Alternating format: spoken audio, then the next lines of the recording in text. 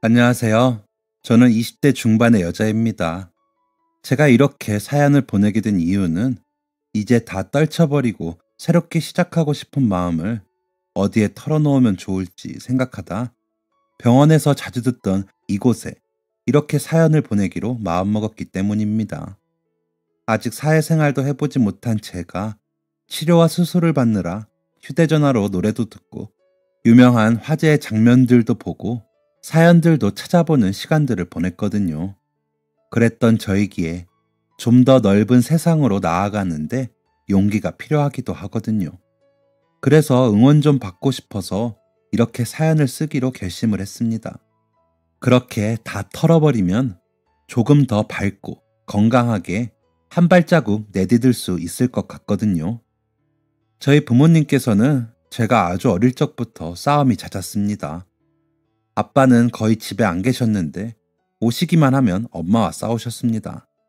그래서인지 아빠가 집에 오시는 게 싫더라고요.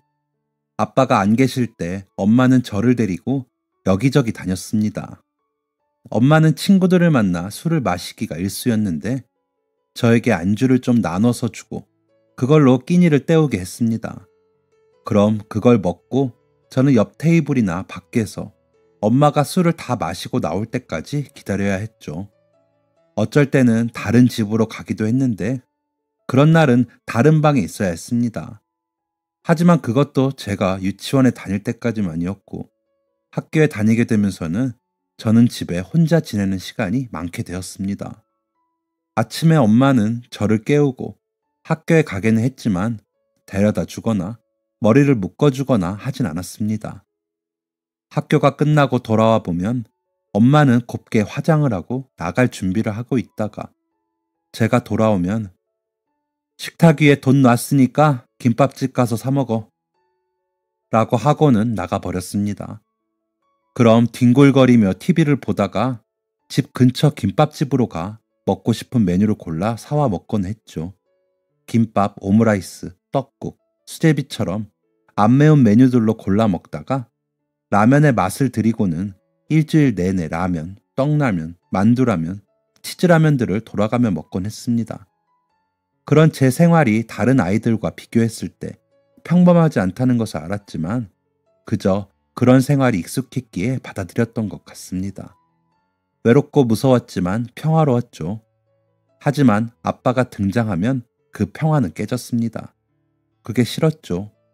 그렇다고 제가 외롭지 않고 무섭지 않게 되는 게 아니었으니까요. 엄마랑 아빠가 왜 싸우는 건지 그 내용은 중요하지 않았습니다. 아빠는 규칙적으로 오는 것도 아니었고 어느 날 갑자기 나타나서 엄마가 집안일을 잘 하는지 저를 잘 돌보는지 돈은 어디에 썼는지 추궁하기 바빴죠. 그런 모습은 절 위한다기보다 엄마를 가두고 감시하는 것 같아 거부감이 생겼습니다. 그런 아빠에게 몰아붙여주며 궁지에 몰린 엄마는 불쌍해 보였고요. 그래서 제가 초등학교 3학년쯤 되었을 때 싸우고 있는 부모님 앞에서 아빠 싫어. 가서 오지 마. 왜 엄마 괴롭혀? 라며 소리를 질렀습니다. 그러자 방금까지 소리를 지르며 싸우던 부모님은 조용해지더라고요. 시연아, 아빠는 엄마를 괴롭히는 게 아니라 라며 아빠가 무언가 설명하시려고 하자 이거 봐. 애가 다 알아. 내가 얼마나 당신을 견뎌야 해? 이혼해. 제발 이혼해. 어차피 집에도 자주 오지도 않으면서 왜 이혼 안 해? 나 좀 놔줘. 라며 엄마가 가로막으며 소리를 쳤습니다. 그런 엄마 뒤에 숨어 아빠를 노려봤습니다. 지금 생각해보면 그때 저는 아빠가 밉고 싫기보다 낯설고 두려웠던 건데 어리고 서툴다 보니 그렇게 표현되었던 것 같습니다. 아빠는 저한테는 항상 웃어주셨고 오실 때마다 선물도 많이 가져오셨습니다. 어느 나라에서 가져왔다면서 이야기하곤 하셨는데 그럴 때면 제가 소공녀의 주인공이라도 된 것 같아 기분이 좋았습니다. 그러다가도 엄마와 싸우는 아빠의 모습은 두렵고 무서웠습니다. 엄마는 아빠와 싸우지만 않으면 저에게 소리를 지르거나 화내지 않았거든요. 그냥 관심이 없었죠. 시험을 100점 맞아도 빵점을 맞아도 그랬어? 그래, 엄마는 나간다. 라는 반응이 대다수였습니다. 그랬기에 아빠와 다투는 엄마의 모습을 더 견디기 어려웠던 것도 같습니다. 그래서 아빠를 그렇게 경계할 수밖에 없기도 했고요. 그런 저를 보는 아빠의 눈빛은 굉장히 슬퍼졌습니다. 그러더니 말없이 식탁에 앉아 머리를 감싸쥐고 괴로워하셨죠. 그리고 다음 날 아침에 일어났을 때 아빠는 어디에도 없었습니다. 그나마도 있던 짐도 다 가지고 나간 것인지 텅 빈 장롱문이 열려 있었고 엄마는 식탁에 앉아 멍하니 있는 모습이 보였죠. 그 모습을 보는데 다시는 아빠를 볼 수 없겠다는 느낌이 오더군요. 뒤늦게 울면서 달려나가 보았지만 어디에도 아빠는 없었습니다. 한참을 골목을 울면서 달려나갔다 왔을 때 엄마는 갔어. 이제 아빠는 없는 사람이라고 여기고 살아. 어차피 자주 오지도 않는데 뭘 그래. 어제 너도 아빠 싫다며. 엄마는 약속 있어서 나갈 거니까 밥 사 먹어. 라며 밖으로 나갔습니다. 그렇게 홀로 남은 저는 또 뒹굴거리며 TV를 보고 김밥집에 가 밥을 사 먹었습니다. 아빠는 그 후로 다시는 홀연히 나타나지 않았습니다.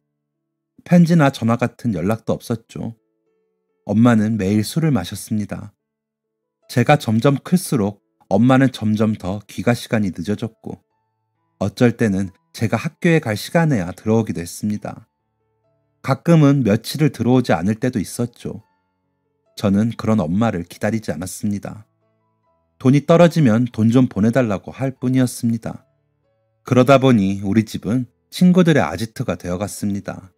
엄마가 항상 없는 집은 우리 집뿐이라 편하게 여기기도 했죠. 엄마 방에만 안 들어가면 엄마도 제 친구들이 와서 자고 가도 별말을 하지 않았습니다. 집에 담배가 있어도 술병이 나뒹굴어도 뭐라고 하지 않았죠. 대신 점점 엄마의 짐이 사라지고 있다는 걸 눈치챈 것은 제가 중3에 올라가던 때였습니다. 엄마, 우리 이사가? 왜 짐이 점점 없어? 라고 묻는 저에게 엄마가 만나던 사람이랑 살림을 합치게 됐어. 지금처럼 왔다 갔다 할 거야.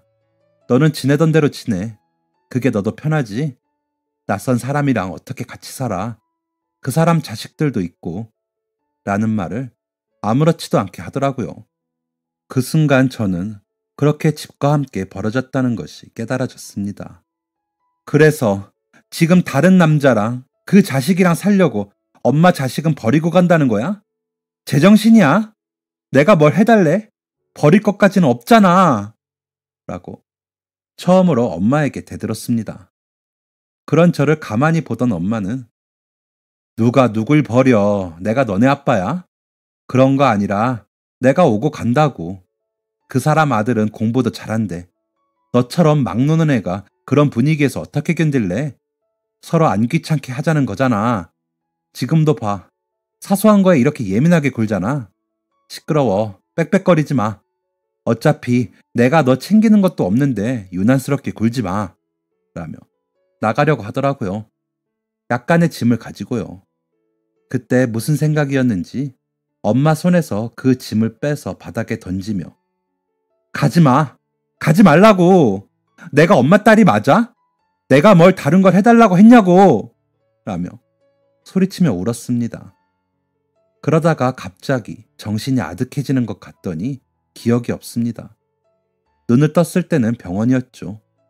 제가 눈 뜨는 것을 본 엄마는 팔짱을 끼고 한숨을 쉬더니 너는 무슨 성질머리가 그 모양이야? 하여간 검사 결과 나오려면 더 있어야 한다고 기다리래. 어때? 괜찮으면 그냥 갈래? 라고 묻는 엄마의 얼굴은 귀찮음이 묻어나 너무 미워 보였습니다. 그래서 나 아파. 아프다고. 무슨 엄마가 아픈 딸한테 이런 식으로 해. 가. 귀찮으면. 나 혼자 있어도 돼. 병원비만 주고 가. 라고 했더니 병원비는 맡겨놨니?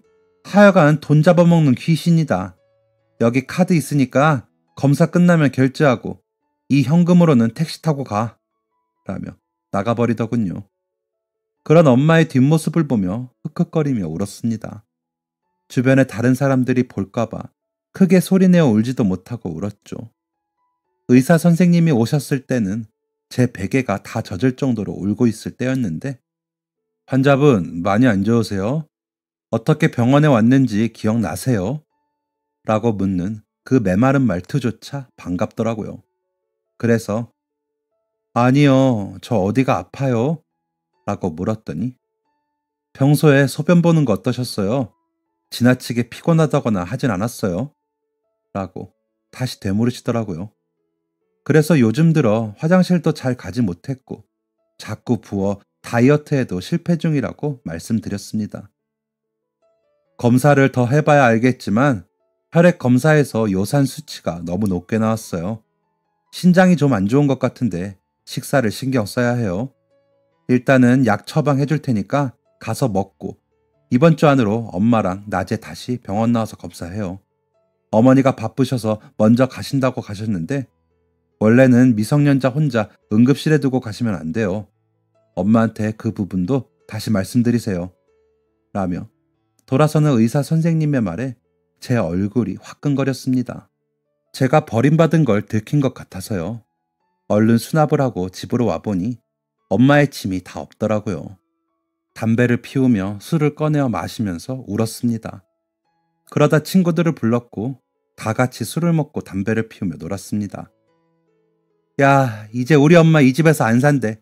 여기 와서 살 사람 없냐? 라는 제 말에 친구들은 우와, 좋겠다. 나도 엄마 아빠 감시 없이 살고 싶다. 라며 부럽다고 했습니다. 그런 이야기들을 들으니 기분이 좀 나아지더군요. 어쨌거나 제 마음대로 살 수 있는 거니까요. 이렇게 아무렇게나 살아도 누구의 눈치도 보지 않아도 되니까요. 이대로 망가지는 것으로 복수를 하고 싶었습니다. 복수가 되기나 한다면 말이죠. 그날은 그렇게 잠이 들었고 다음날 일어나 보니 학교 갈 시간이 한참 지난 후더군요. 에라 모르겠다 싶어 학교에 가지 않았습니다. 그 다음날도 가지 않았습니다. 그 다음날도 그 다음날도 가지 않았습니다. 그렇게 일주일이 넘게 학교를 가지 않자 엄마가 집으로 오더군요. 야, 아무리 그래도 학교는 가야지. 곧 졸업이잖아. 누가 너보고 공부 잘하래? 졸업장은 따야 아무 고등학교라도 갈 거 아니야. 라며 짜증스럽게 말하더군요. 그날 검사 결과가 어땠는지는 궁금하지도 않나 봐? 라며 물었더니 멀쩡하겠니? 나이도 어린 게 맨날 술 담배해. 안 아픈 게 이상하지. 왜? 보호자 데리고 오래? 아휴, 언제 커서 혼자 다닐래. 시끄럽고 학교 가. 가서 졸업장은 따. 고등학교까지는 졸업해야지. 안 그래? 라며 다시 짜증스럽게 말하는 엄마를 보고 있자니 눈물이 나더라고요. 엄마는 왜 날 낳았어? 이렇게 내가 귀찮은데 왜 날 낳았어? 이럴 거면 차라리 아빠 갈 때 같이 보내버리지 그랬어. 왜 데리고 있었어? 왜? 라고 이야기를 하면서 엉엉 울었습니다. 그런 저를 엄마는 아무 감정이 없는 표정으로 내려보더니 징징거리지 마. 너보다 더한 환경에서 사는 애들도 많아. 내가 너 필요하다는 거 안 해준 적 있어? 밥을 굶겼니? 옷을 못 입혔니? 용돈도 달라는 대로 줬잖아. 라며 한숨을 쉬더군요. 알았어. 학교도 가고 졸업도 하고 고등학교도 갈 테니까 돈이나 잘 붙여 그럼. 그동안 내가 얼마나 아껴 썼는지 알아? 다른 애들처럼 브랜드 옷 사지도 않고 가방이며 신발도 다 보세만 사서 썼어. 밥값만 주면 뭐 다 되는 거야? 앞으로 한 달에 50만 원씩 보내. 집값은 당연히 엄마가 내고 어차피 밥도 안 해주면서 이렇게 오지 않아도 돼. 엄마 올 일 없게 할 테니까 오지 마. 가, 청소하게. 라며 엄마를 밀어냈습니다. 그러자 엄마는 돈 50만 원이 누구네 개 이름인 줄 알아? 용돈은 되는 대로 보낼 거야. 벌어 쓰던지. 집값 내주는 것도 감사하게 여겨야지. 건방지기는. 하면서 화를 내며 나갔습니다.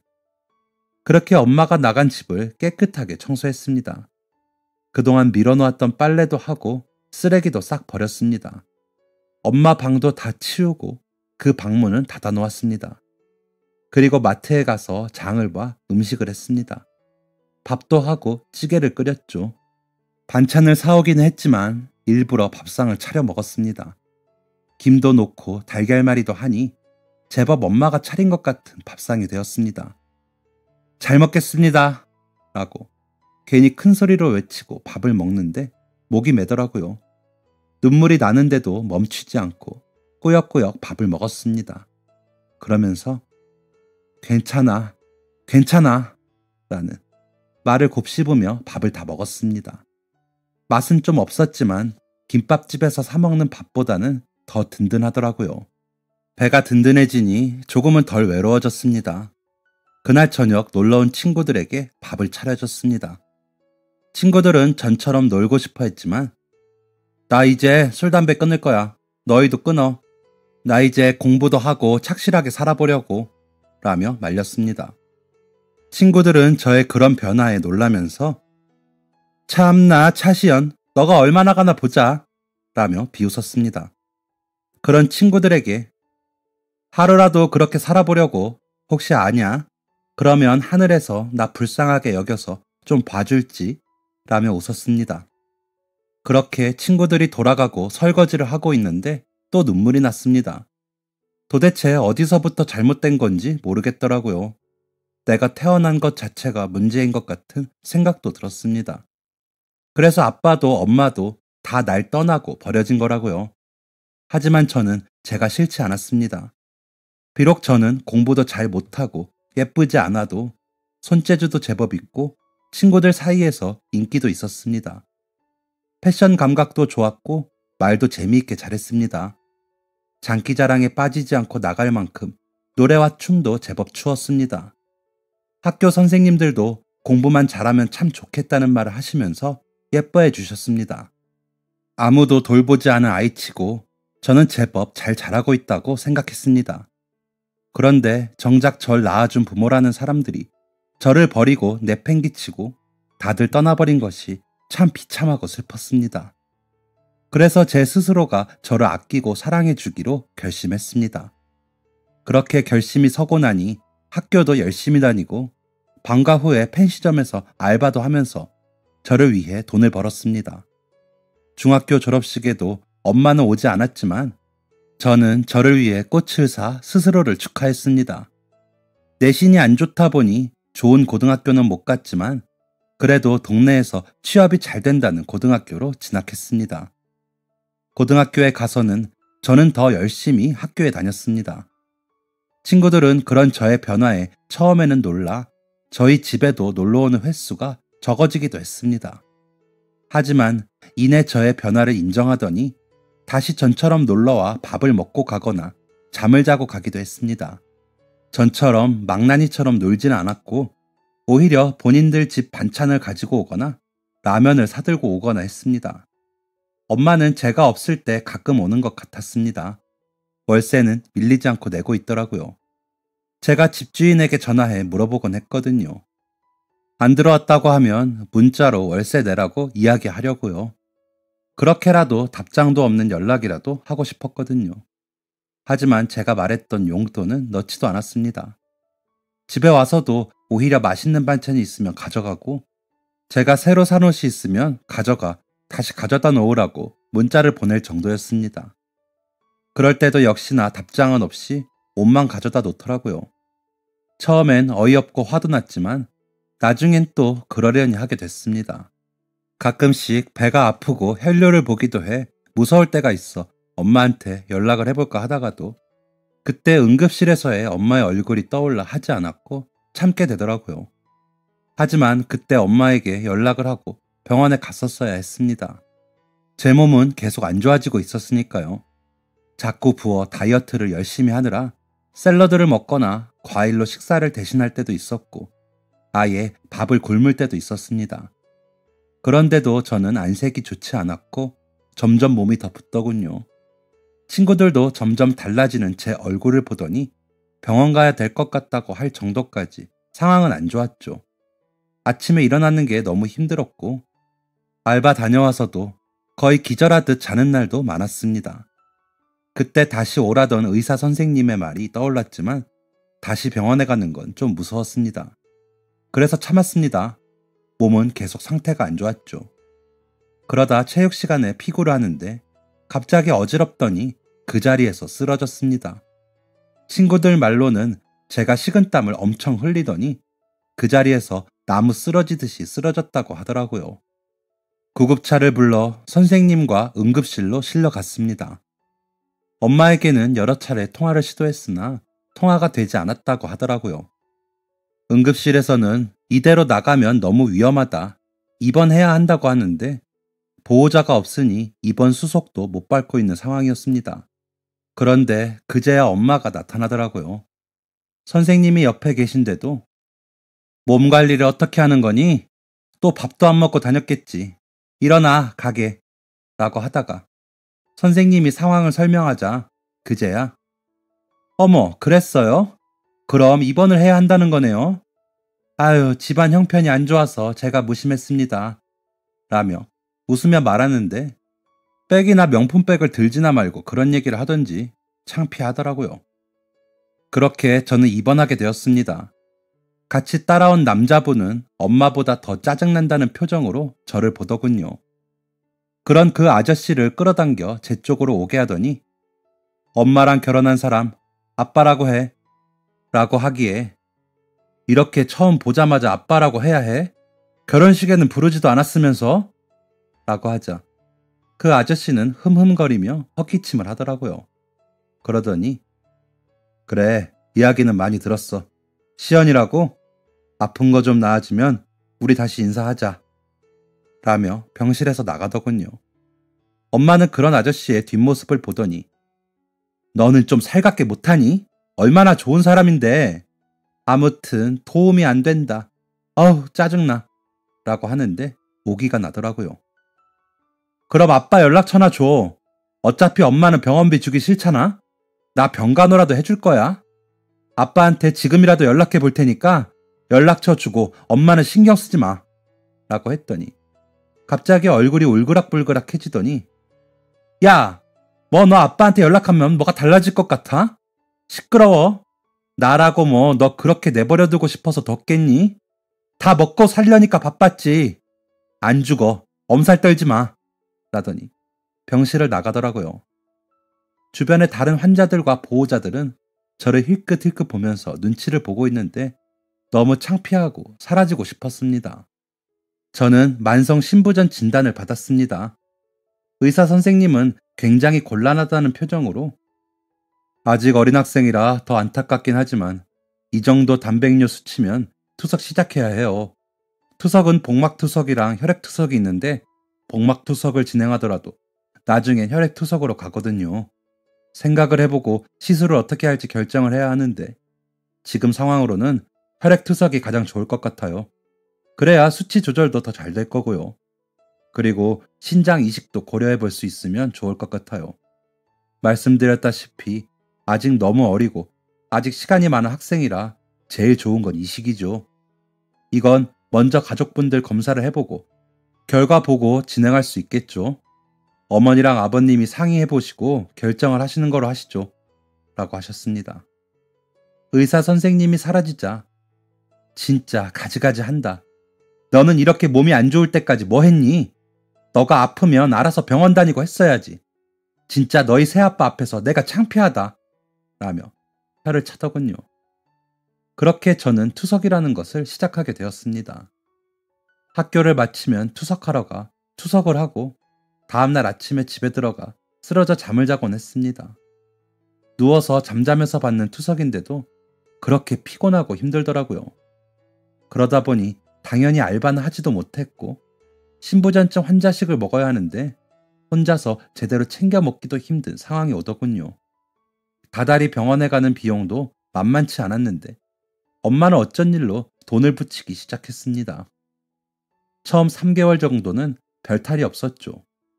그러다 하루는 제가 자고 있는데 거칠게 흔들어 저를 깨우더라고요. 그러더니 야, 너 모아놓은 돈 없어? 너 병원비가 얼마나 드는지 알아? 그동안 모아놓은 돈 있을 거 아니야? 좀 꺼내봐. 내가 그 돈 가져가고 다달이 보내줄 테니까. 라고 하기에 엄마, 내가 돈이 어디 있어? 그동안 나 혼자 생활할 때 월세만 내줬잖아. 내가 뭐로 먹고 살았겠어.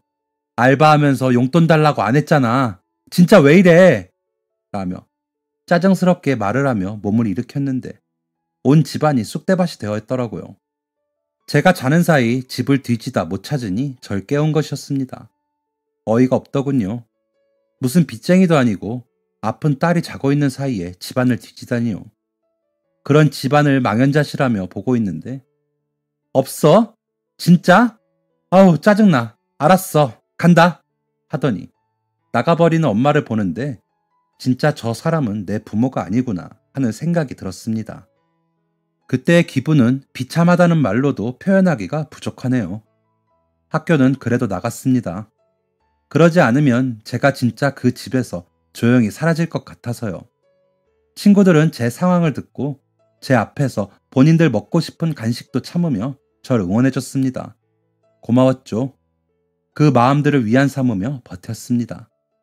하지만 학교를 빠져야 하는 날들이 불가피하게 생기다 보니 성적도 엉망이고 수업에도 제대로 참여하기가 어렵더라고요. 그래도 투석 전보다 제 외형이 좀 더 나아져서인지 친구들은 안심하더라고요. 그렇게 겨우 학교와 병원을 오가며 지냈습니다. 한 달에 한 번 대학 병원을 가고 일주일에 한 번 투석 내과를 가며 제 일상은 병원이 차지하는 비중이 높아졌습니다. 투석을 시작했는데도 구역감이 높아 밥을 먹다가 구토를 하기도 했고 자극적인 음식은 입에 댈 수도 없어 입맛도 없어 식사를 제대로 못하다 보니 몸은 마르고 얼굴만 퉁퉁 부어있는 상황이 되었습니다. 친구들과 어디 놀러 가거나 하는 건 꿈도 못 꿨죠. 그러던 어느 날 한 남자가 집 안으로 들어가려는데 붙잡더라고요. 변태인가 싶어 무서운 마음에 돌아봤을 때 저는 눈물만 주룩주룩 흘리며 그 자리에서 아무 말도 못하고 서 있었습니다. 시연아, 너 왜 병원 다녀? 어디 아파? 아빠가 그동안 못 와서 미안. 그런데 이게 무슨 일이니? 라며 절 보는 아빠의 눈빛은 너무 따뜻했습니다. 2년 전쯤 누군가 집 앞에 선물을 놓고 간 적이 있었는데 그게 아빠인 걸 알고 있었습니다. 그렇게 1년에 한 번, 2년에 한 번씩 집 앞에 무언가를 놓고 가는 사람이 아빠라는 것도 알았죠. 하지만 제 얼굴도 보지도 않고 그렇게 가버리는 아빠가 야속해 기억하기도 싫었는데 제 앞에 아빠는 저를 너무 걱정하는 표정으로 서 있더라고요. 그런 아빠의 눈을 보는 순간 저도 모르게 눈물만 주룩주룩 흘릴 수밖에 없더라고요. 그러다 왜 이제 와? 내가 얼마나 기다렸는데 왜 이제 와? 라며 소리를 질렀습니다. 그런 저를 아빠는 꼭 안아주면서 미안해. 아빠가 미안해. 아빠가 용기가 없었어. 너희 엄마 말만 믿지 말걸. 이라며 우시더라고요. 그렇게 그 자리에서 서로 안고 울다가 집 안으로 들어왔습니다. 기운이 없어 정리를 제대로 못해 엉망인 집안 꼴이 창피했지만 아빠를 그렇게 밖에 세워놓을 순 없으니까요. 아빠가 집안을 둘러보며 너희 엄마는 여전하구나 라고 하시기에 내가 그랬어. 엄마는 여기 살지도 않아 라며 말을 하자 안 살아? 그럼 너 혼자 학교 다닌다고? 라고 하시며 황당하다는 표정을 보이시더라고요. 그래서 그런 지 꽤 됐어. 나 중3 때부터 나 혼자 지냈으니까 한 3년 됐나? 아프기 전에는 알바해서 생활비 벌어 썼는데 요즘은 알바 못해서 엄마가 조금씩 보내줘. 그래도 월세는 안 밀리고 내주더라. 라며 씁쓸히 웃었는데 아빠가 화가 나고 있다는 게 느껴지더니 너 그럼 그동안 용돈도 못 받았어? 라고 하시기에 엄마가 돈이 어디 있어. 새로 결혼한 아저씨한테 생활비 받아서 겨우 사는 것 같던데 라고 했습니다. 아빠는 아빠가 그동안 너 양육비도 보내고 이 집도 전세금 올려줘야 한다고 해서 목돈도 여러 번 보냈고 그런데 이 집 월세야? 그리고 너 앞으로 들어놓고 자동이체한 보험도 잘 빠져나갔던데 너 아프면서 보험비도 나왔을 텐데 라고 하시더니 머리를 감싸 안고 괴로워하시더라고요.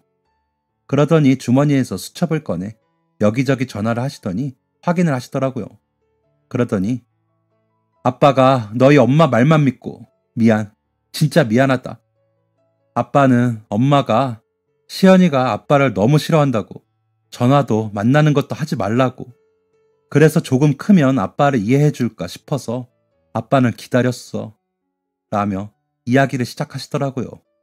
아빠는 원양 어선을 타는 선원이신데 한번 배가 뜨면 짧으면 6개월에서 길게는 2년도 한국에 배가 안 들어오기 때문에 자주 오지 못하셨답니다. 하지만 임금이 센 직군 덕에 한 번도 부족하게 돈을 보낸 적 없었는데 엄마는 저를 돌보기보다 놀러 다니는 게 많아 보여 그렇게 많이 다툰 거라 하시더라고요. 그러다 제가 아빠에게 밉다고 가라고 한 날, 아빠가 가끔 얼굴이나 비추면서 저에게 안 좋은 영향을 끼친다고 생각해 엄마와 이혼을 하고 돈만 보내셨답니다. 엄마의 성향을 알기에 일부러 가끔씩 몰아서 양육비를 보냈고 입국하면 집 앞에 숨어 저를 몰래 보고 갔곤 하셨답니다. 엄마가 안 보여 이상하다 싶긴 했지만 이런 상황인 줄은 몰랐다며 한숨을 쉬시면서 저에게 사과를 하셨습니다. 아빠의 말을 듣고 보니 저는 버림받은 게 아니었다는 사실만으로 저는 기뻤습니다.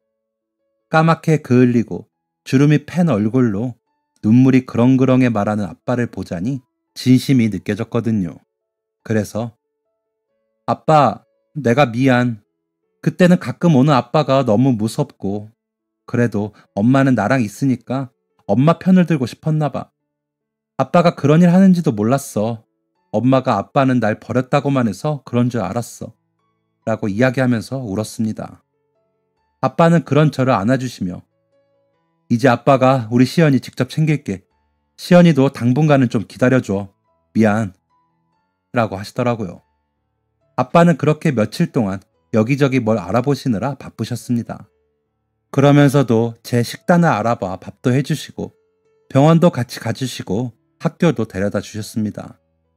그리고는 집 이사도 시켜주셨어요. 학교가 더 가까운 집으로요. 학교에도 오셔서 담임 선생님도 만나시고 하시는데 진짜 든든했습니다. 그렇게 한 6개월은 아빠와의 꿈같은 시간을 보냈습니다. 엄마는 이사를 하면서 집 주인이 연락을 했는지 전화를 해. 너 어디로 이사 갔어? 보증금은? 왜 너 멋대로 해? 라고 하기에 내가 이사를 가든지 말든지 무슨 상관이야. 그동안 아빠가 나 키우라고 보낸 돈은 다 어쨌어? 나 아프면서 보험금도 나왔다며? 그 돈 다 어쩌고 나한테 돈 달라고 그랬어? 그거에 비하면 보증금은 별것도 아니잖아. 내가 다른 집 구하느라 썼어. 앞으로 용돈 달라고 안 할 테니까 연락도 하지 마. 역겨우니까. 라고 했더니 너 너희 아빠 만났어? 어쩐지 연락 올 때가 됐는데 조용하다 했어. 그래서 너 얼마 받았어? 야, 그 돈이 왜 너 돈이야? 내가 너 보호자인데. 라고 소리를 치더군요. 너 애한테 뭐 하는 짓이야? 내가 애 엄마니까 봐주는 것도 여기까지야. 그간 너가 한 짓 다 묶어서 고소하기 전에 애한테 연락하지 말고 이제 애 팔아서 돈 받아먹을 생각하지 마. 한 번만 더 연락해서 애한테 돈 이야기 해. 너 내가 가만 안 둬. 라고 하시는 아빠의 모습이 너무 감동적이었습니다. 그렇게 저를 아끼는 사람이 있다는 것이 행복하더라고요. 그러다 아빠가 시연아, 아빠가 계약이 되어 있는 일이 있어서 한 2년 정도 또 나가야 할 것 같아. 근데 이번이 마지막이야. 갔다 와서 시연이 이식도 알아보고 할 거니까 걱정하지 말고 아빠가 연락 자주 할게. 돈도 아빠가 넉넉하게 주고 갈 테니까 그동안 생활하면서 쓰고 아빠가 알아보니까 환자식 배달해주는 업체가 있더라. 거기 반찬 배달 오게 해뒀으니까 밥 굶지 말고 엄마랑은 연락하지 마. 알았지? 라며 절 꼭 안아주셨습니다. 너무 서운하고 또 혼자 남겨진다는 생각에 가지 말라고 졸라볼까 했지만 아빠가 한 약속을 믿고 씩씩하게 지내보기로 했습니다. 2년이면 저는 학교도 졸업하고 성인이 되니 엄마와의 관계도 확실히 정리해두고 아빠랑 더 행복할 날을 기다리면 되니까요. 엄마는 아빠가 배를 타고 얼마 안 있다가 학교 앞으로 찾아왔더라고요. 멀리서 엄마인 걸 보고 다가갔는데 다짜고짜 따귀를 때리면서 배은망덕한 게 기껏 거둬줬더니 이런 식으로 내 뒤통수를 쳐? 다른 거 다 필요 없고 돈이나 내놔. 라고 하기에 당신이 엄마야? 돈을 주면서 혼자 지내라고는 못할 망정 있는 돈도 뺏어? 라고 하자 제 머리채를 잡으면서 돈 내놓으라고 소리를 치더군요. 친구들이 신고를 해 경찰이 오고 파출소로가 사실대로 말을 했습니다. 엄마는 갑자기 교양을 떨며 아이가 가출을 해서 잡으러 온 거예요. 거짓말을 하는데 주소지가 다른데 무슨 가출이요? 라며 경찰 아저씨가 말을 하는데 곁에 있던 제 친구들이 얘 중3 때부터 혼자 살았어요. 얘네 엄마가 버리고 나가서 라면서 말을 거들어 주었습니다. 그러자 너희가 우리 가정사에 대해 뭘 알아? 라며 소리를 치기에 애들이 엄마보다 나랑 더 오래 있었으니까 오늘도 돈 달라고 온 거잖아 라며 제가 말을 하니 너 그렇게 큰 돈 혼자 들고 있다가 무슨 일 나면 어쩌려고 그래? 걱정돼서 그러지 하는데 아빠가 나 큰 돈 주고 간 거 어떻게 알아? 그동안에 아빠한테 그렇게 큰 돈 받아놓고 나한테는 알바하라고 돈 더 없냐고 그런 거야? 하며 울었더니 상황을 지켜보시던 경찰분이 학생이 원하면 접근 금지 신청할 수 있어요. 물론 여기서 되는 건 아닌데 절차를 밟을 수 있게 해줄까요? 라며 이야기하시더라고요. 그러자 내가 얘 엄마인데 무슨 소리예요? 라며 엄마가 따지자 어머니, 지금 상황으로 보면 미성년자인 자녀에게 갈취의 목적으로 폭력을 행사하셨기 때문에 아동폭력법 위반, 가정폭력 위반이세요. 학생이 원하면 보호조치 가능하고요. 라며 엄마를 제지해 주시더라고요. 그제야 입을 다문 엄마를 뒤로하고 조서를 작성한 후에 저와 친구들은 파출소에서 나올 수 있었습니다. 그 후로 몇 번을 연락해 돈 달라고 난리를 부렸지만 저는 차단을 시키고 연락도 피했습니다. 투석하는 날 간격이 좁아지며 일주일에 2번 투석을 다녔고 그러면서도 저는 학교를 꾸역꾸역 나갔습니다. 아빠는 매일 저녁 문자를 보내거나 전화를 하시곤 하셨습니다. 시차가 있어 시간을 못 맞추면 제가 잘까봐 전화를 하실 때면 조심스럽게 하셨죠. 비록 톡으로 하루에 한 번 하는 연락이긴 했지만 외롭지 않았습니다. 그렇게 저는 학교를 졸업했고 아빠는 제가 졸업을 하고 1년 정도 더 나가 계시다 돌아오셨습니다. 더 까매지고 주름이 깊이 팬 얼굴로 돌아오셨지만 반가웠습니다. 아빠는 오자마자 병원으로 가시더니 여러 검사를 하셨습니다. 그 결과 저에게 신장 이식이 가능하다는 검사 결과가 나왔습니다. 아빠는 마치 로또에라도 당첨된 것처럼 좋아하셨습니다. 그런 아빠를 보며 오랜 시간 아빠를 오해한 것이 너무 미안하더라고요. 아빠와 수술을 위해 입원을 했을 때도 아빠는 본인보다 제가 먼저였습니다. 수술은 성공적이었고 무사히 퇴원을 했습니다. 퇴원을 해서 돌아온 날 저녁, 아빠는 제일 먹고 싶은 게 뭐냐고 물으시며 회복 완료되면 뭐 먹을까 하시면서 행복해 하시더라고요. 아빠, 나는 아무거나 먹어도 좋아. 같이 먹을 사람이 있잖아. 라며 웃으며 말했더니 아빠가 눈물을 흘리시면서 그래, 이제 아빠가 있을게 하시더라고요. 그러더니 통장 여러 개를 꺼내시면서 이건 우리 딸 대학 등록금, 이거는 우리 딸 시집 보낼 거, 이거는 우리 딸 용돈 모아놓은 거. 아빠 이렇게 돈 있어. 우리 딸 하고 싶은 거 있으면 이야기해. 아빠가 하게 해줄게. 라고 하시는데 억지로 참던 눈물이 펑펑 흘러나왔습니다. 이렇게 다 놔주면 아빠는 어쩌려고? 라고 물으니 아빠 노후 준비는 이제부터 해야 해. 가게 하나 차릴 돈은 해놨거든. 아빠가 배 타는 것밖에 한 게 없어서 뭘 할지는 좀 더 생각해 볼게. 라며 제 머리를 쓰다듬어 주시는데 더 눈물이 나 엉엉 울었습니다. 그렇게 한동안 아빠와 저는 회복하는 데 심혈을 기울였습니다. 그러면서도 어떤 일을 하면 좋을지 생각했죠. 이런저런 교육 프로그램을 알아보다 고1 때 특기 적성 프로그램으로 들었던 제빵사 과정이 생각났습니다. 제빵 자격증을 따서 저처럼 아픈 사람들이 먹을 수 있는 건강한 빵을 만들고 싶다는 생각이 들더라고요. 그래서 제빵학원을 다녔습니다. 자격증도 따고 건강빵 만들기 연구도 했습니다. 아빠와 함께요. 그래서 저희는 이번에 빵집을 열려고 준비 중에 있습니다. 아직은 작은 규모이지만 언젠가는 전국적인 빵집으로 거듭나는 게 저희 목표입니다. 빵을 먹어본 친구들은 일반 빵보다 덜 달지만 맛있다고 하는데 다른 분들은 어떨지 모르겠네요. 저희 대박나라고 응원해 주실 거죠? 이제는 건강하게 씩씩하게 열심히 살겠습니다. 제 자신을 더 사랑하면서요. 여러분들도 스스로를 더 사랑하시길 바랍니다. 안녕히 계세요. 지금까지 사연 들어주셔서 감사합니다. 사연이 재밌으셨다면 구독과 좋아요를 눌러주세요. 감사합니다. 안녕히 계세요.